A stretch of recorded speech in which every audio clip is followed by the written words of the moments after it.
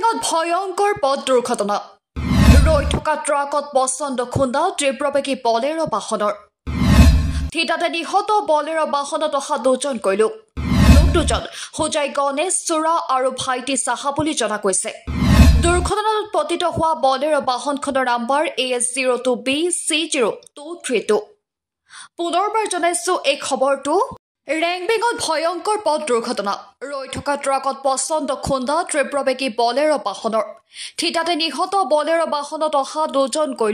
লোক দুজন হোজাই গণেশ চোৰা আৰু ভাইটি চাহা বুলি জনা গৈছে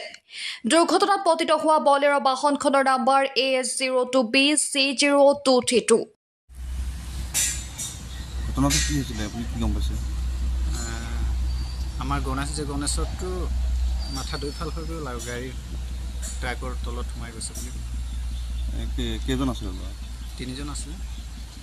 এনে গোটেই ঘটনাটো আপুনি কি বুলি শুনিছে ভালকৈ শুনা মতে মোবাইলত চোৱা মতেতো ট্ৰাকৰ একদম পিছফালে চকালৈ সোমাই গ'ল তেওঁলোকৰ কি গাড়ী আছিলে তেওঁলোকৰ গাড়ীখন কি আছিলে